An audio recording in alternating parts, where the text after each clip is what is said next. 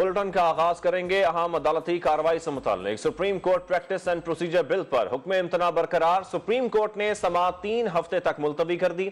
Attorney general को कल तक पार्लिमानी कार्रवाई का रिकॉर्ड जमा कराने की हिदायत कर दी गई। जजेस ने रिमार्क्स दिए कि सवाल कानून साजी के इख्तियारात का है, रूल्स में तरमीम का नहीं। आर्टिकल 91 के होते हुए ऐसी कानून साजी कैसे हो सकती है? अटॉर्नी जनरल की फुल कोर्ट बनाने की इस्तदा पर चीफ जस्टिस बोले बेंच बनाने का इख्तियार चीफ जस्टिस का है। बज़ाहिर नहीं लगता कि फुल कोर्ट बनाया जाए। जस्टिस आयशा मलिक ने रिमार्क्स दिए, सुप्रीम कोर्ट का कोई भी बेंच कोई भी मुकदमा सुन सकता है। क्या हुकूमत फुल कोर्ट का फायदा उठाना चाहती है? मंतक समझ से बाहर है कि फुल कोर्ट का फैसला अच्छा और 3 रुकनी बेंच का फैसला बुरा होगा। मजीद जानते हैं समा के नुमाइंदा खसूसी जुल्करनैन इकबाल से। जुल्करनैन, बताइए समाअत में आज क्या कुछ हुआ? देखिए, आज जब समाअत शुरू हुई तो अटॉर्नी जनरल ऑफ पाकिस्तान की जानिब से जो दरख्वास्त दी गई कि फुल कोर्ट तश्कील दिया जाए, उस दरख्वास्त जो पहले से जमा कराई जा चुकी थी उसके ऊपर तवज्जो मबजूल कराएगी और कहा कि मुनासिब होगा कि अदालत पहले इसके ऊपर दलाइल सुन ले। इसके साथ ही अटॉर्नी जनरल ऑफ पाकिस्तान ने दलाइल का आगाज़ करते हुए कहा कि यह अहम मामला है जिसमें न सिर्फ कानून साजी का इख्तियार है बल्कि पहली मरतबा ये इस किस्म का केस सामने आया, मुनफरिद नौइयत का केस है, इसलिए मुनासिब होगा कि फुल कोर्ट इस दरख्वास्त को सुने। अटॉर्नी जनरल ऑफ पाकिस्तान को और उसके साथ मुस्लिम लीग नून के जो वकील थे बैरिस्टर सलाहुद्दीन, इन दोनों की जानिब से अलग अलग की दरख्वास्तें थी, इस्तदा सेम थी, बारी बारी दोनों ने दलाइल दिए, लेकिन जजेस की जानिब से काफ़ी मुश्किल सवालात का सामना करना पड़ा इन दोनों को। और जजेस की जानिब से बार बार ये नुक्ता उठाया गया कि रूल्स के तहत चीफ जस्टिस ऑफ पाकिस्तान का ये इख्तियार है कि वो कितने नौकरी बेंच तश्कील देते हैं, फुल कोर्ट दें तश्कील या ना दें। क्या आप ये चाहते हैं कि अदालत का एक बेंच यानी कि जजेस सुप्रीम कोर्ट ऑफ पाकिस्तान को ये हुक्म दें कि वो फुल कोर्ट तश्कील दें? किस रूल के तहत ये हो सकता है, किस कानून के तहत अदालत इस तरह का हुक्म जारी कर सकती है अपने चीफ जस्टिस ऑफ पाकिस्तान को?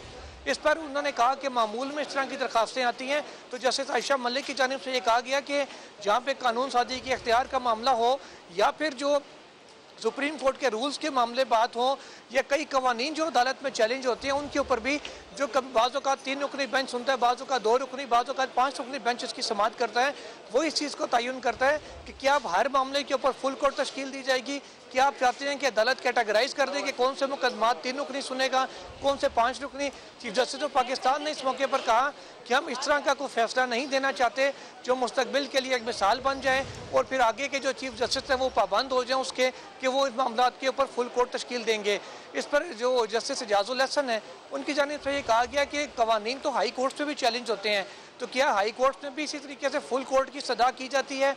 और अगर लाहौर हाई कोर्ट में फुल कोर्ट की सदा हो तो लाहौर हाई कोर्ट में 60 जजेस होते हैं टोटल, तो क्या आपको लगता है कि 60 जजेस एक साथ बैठ के मुकदमे को सुनेंगे? अटॉर्नी जनरल ऑफ पाकिस्तान ने कहा कि इस वक्त मामला हाई कोर्ट में नहीं सुप्रीम कोर्ट में है, इसलिए सदा की गई है। इस पर जस्टिस इजाजुल हसन बोले कि आर्टिकल 189 के तहत हाई कोर्ट पाबंद होगी अगर सुप्रीम कोर्ट इस हवाले से फैसला दे दे। जस्टिस मुनीब अख्तर ने एक अहम नुक्ता उठाते हुए कहा अटॉर्नी जनरल ऑफ पाकिस्तान को और बैरिस्टर सलाहुद्दीन को जी कि जिस कानून को चैलेंज किया गया है उसमें लिखा हुआ है कि जब आइन की तशरीह का मामला आए तो कम अज़ कम 5 रुकनी बेंच होगा जो इस केस की समाअत करेगा।